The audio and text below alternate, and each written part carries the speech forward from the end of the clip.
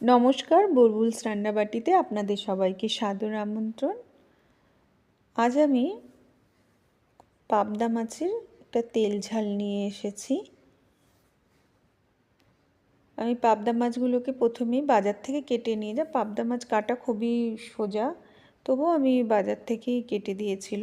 বাড়িতে এসে ভালো করে ধুয়ে ভালো করে নুন হলুদ মাখিয়ে, আর এই যখন পাবদা মাছ আপনারা ভাজবেন তাদেরকে যারা নতুন রাঁধুনি তাদেরকে বলছি অবশ্য করেই এই মাছগুলোতে যেহেতু আঁশ থাকে না, সেহেতু অবশ্য করেই একটু তেল মাখিয়ে নেবেন। তাতে কী হবে, মাছগুলো তেলে ছাড়লে মানে তেল ছিটে, খুব তেল ছেটে তো মাছগুলো যখন আমরা ভাজবো তখন আমরা তেলটা ছিটবে না। এইবার আমি মাছের মধ্যে আলু দেব বলে আলুটাকে ভালো করে ছুলে জলে কেটে জলে ভিজিয়ে রাখবো। কেন মাছে এটা আলু না দিলেও হয়, আর পাবদা মাছে আলু, কিন্তু আমি মোটামুটি সব মাছে আলু বা বেগুন কিছু একটা দিয়ে থাকি। পাবদা মাছে বেগুনও দেওয়া যায়, বেগুন দিলেও খুব সুন্দর টেস্ট হয়, কিন্তু আমি এটা আলু দিয়েই করব। আর একটু পেঁয়াজ নিয়ে নিয়েছি, অল্পই দেব, বেশি পেঁয়াজ দেবেন না।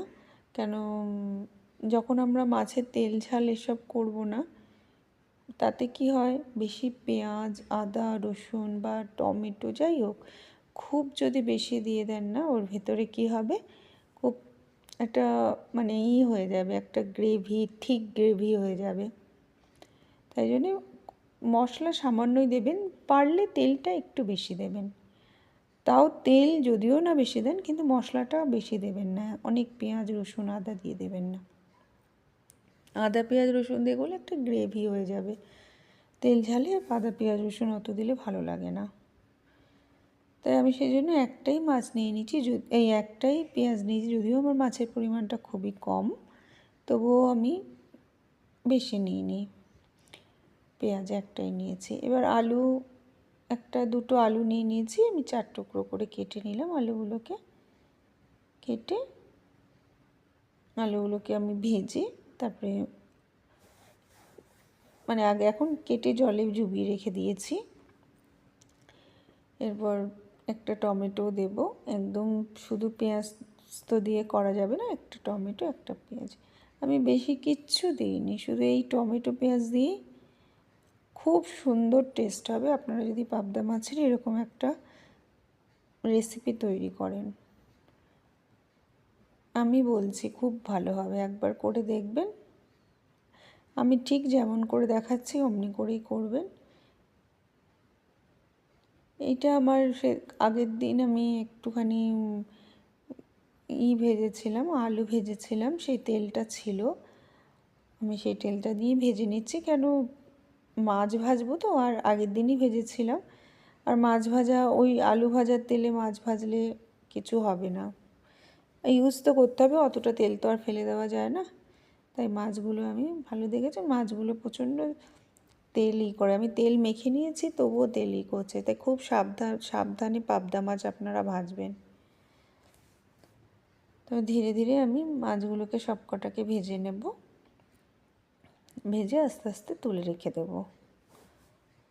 খুব কড়া করেও ভাজবেন না, আর একদম নরম করেও ভাজবেন না, কেন পাবদা মাছ অনেক নরম তো, বেশি যদি নরম করে ভাজেন তাহলে কি হবে, মানে ঝোলের মধ্যে দিলে কি হবে না, মানে ভেঙে যাওয়ার সম্ভাবনা থাকে ঝোল থেকে তুললে।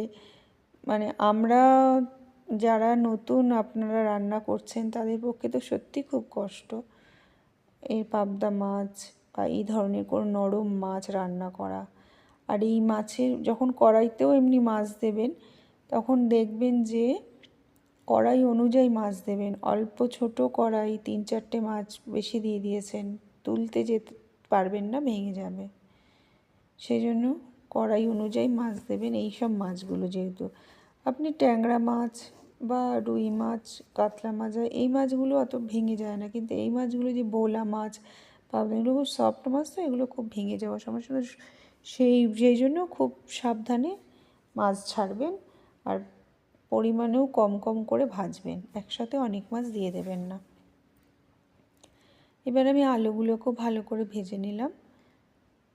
আপনারা চাইলে আলুগুলো ঝোলের মধ্যে দিয়েও সেদ্ধ করতে পারেন, আমি তেলেই ভেজে নিয়েছি। এবার এই তেলে আমি কালো জিরে ফোড়ন দিয়ে দেব। কালো জিরে ফোড়ন দিয়ে তার ভেতরে কাঁচা লঙ্কা, পেঁয়াজ এগুলো দিয়ে ভালো করে ভেজে নেব। আর এখানেই বলে রাখি, আমার রেসিপিটা যদি আপনাদের ভালো লেগে থাকে অবশ্য করে লাইক অ্যান্ড সাবস্ক্রাইব করে দেবেন, আর ফেসবুক পেজ থেকে দেখে থাকলে ফলো করে দেবেন। টমেটোটা একটু নুন দিয়ে টমেটোটা একটু গলানো, মানে টমেটোর কাঁচা ভাবটা যাতে না থাকে। টমেটো, আমার মনে হয় টমেটোর ভেতরে কি বলুন তো, যদি কাঁচা গন্ধটা থাকে না, মাছের ঝোল বলুন বা অন্য ডিমের ঝোল যাই বানান, তার ভেতরে যদি টমেটোর কাঁচা গন্ধটা থেকে যায় ভালো লাগে না। যে কোনো মশলার কাঁচা গন্ধ থাকলেই ভালো লাগে না। হ্যাঁ, যদি আপনারা এরকম করতে চান যে হ্যাঁ টমেটো আপনারা শক্ত শক্ত খেতে চান, সেটা আলাদা ব্যাপার। কিন্তু এরকম তেল ঝাল বানালে বা কিছু বানালে টমেটোটা গলিয়েই ফেলবেন। একটু নুন দিলেই টমেটো গলে যায়। আমি এর ভেতরে একটু জিরে গুঁড়ো, একটু শুকনো লঙ্কা গুঁড়ো আর হলুদ গুঁড়ো আর কাঁচা লঙ্কা দিয়ে দিয়েছি। দিয়ে ভালো করে নেড়ে চেড়ে আমি জল দিয়ে দেব। আলু আর জল আলু দিয়ে দেব, আলুর সাথে জলও দিয়ে দেব। মাছটা একটু পরে দেব। মাছটা কেন পরে দেব, কেননা বেশি আগে দিলে ফুটলে তো মাছটা নরম, তো মানে আরও সফট হয়ে যাবে, তাই জন্য মাছটা আমি পরে দেব। এবার আপনার স্বাদ অনুযায়ী আপনি নুন দিয়ে দেবেন। আমার মনে হয়েছিল একটু নুন কম হয়েছে, তাই একটু নুন দিয়ে দিয়েছি। এবার নুন দিয়ে এবার ফুটিয়ে নেব জল দিয়ে। তারপরে বেশি জল দিলাম না, কেন অনেক ঝোল রাখবো না। যদি আপনারা একটু ঝোল রাখতে চান রাখতে পারেন, কিন্তু আমি বেশি ঝোল, তেল ঝালে তো অত ঝোল লাগে না। মাছের তেলটা দিয়েই কী বলুন তো, মাছের তেলটা দিয়ে ভাতটা মেখে খেলে খুব সুন্দর লাগে খেতে। অনেক ঝোলও করা যায়, আপনারা এমনি কালো জিরে ফোড়ন দিয়ে করতে পারেন, কিন্তু তেল ঝাল করলে একটুখানি কম ঝোল রাখবেন, তাহলে মাছের তেলটা দিয়ে ভাতটা মেখে খাওয়া যাবে। মাছগুলোকে এবার ভালো সুন্দরভাবে দিয়ে দেব। দিয়ে একটু ফুটিয়ে নিতেই হবে সব সময়, আমি বলি, কেন সব সময় ঝোলে দিলেই মাছ ফোটাবেন, কেন মাছের গন্ধটা ঝোলে যাবে। আমি যেই জিনিসটা খাচ্ছি সেই জিনিসটার গন্ধই যদি আমি না পাই, তাহলে তো সেটা খেয়ে ভালো লাগবে না, তার টেস্টও লাগবে না। যদি আপনি ওপর করে মাছটা দিয়ে দেন বা কিছু, অনেকেই আছে বিয়েবাড়িতে আপনারা একদম দেখবেন অনেক সময় মাছের ঝোলের মধ্যে মানে মাছ ভেজে রাখে, তার উপর দিয়ে ঝোলটা ছড়িয়ে দেয়। কিন্তু আমার মনে হয় সেটা না করে বা একটু যদি মাছটা ফোটানো হয়, আপনারা যদি ঘরে ফোটান, ঘরের মাছ আলাদা, বিয়েবাড়িতে আসলে অত মাছ তো ওদের পক্ষে অত সম্ভবও হয় না। আর আমাদের ঘরে একটু ফুটিয়ে নিলে আমাদের ঝোলটার টেস্টটা ভালো হবে। এর ওপর দিয়ে আপনি যদি চান তো ধনেপাতা, যদি খান তো ধনেপাতা ছড়িয়ে দেবেন। আমি একটু এবার মাছটা তুলে রেখে দিলাম, হয়ে গেল দেখুন সুন্দরভাবে আমার। আর দেখতেও দেখুন কত সুন্দর হয়েছে সত্যি, আর খেতেও খুবই সুন্দর হয়েছিল। এবার আমার পরিবেশনের জন্য সম্পূর্ণভাবে রেডি। আর আপনারা এতক্ষণ আমার সাথে আছেন, তার জন্য আপনাদের অসংখ্য অসংখ্য ধন্যবাদ। আর এই মাছের ঝোলটা অবশ্য করেই আপনারা সাদা ভাতের সাথে খাবেন। তাহলে আজ আসি, আবার দেখা হচ্ছে নতুন রেসিপি নিয়ে। টাটা।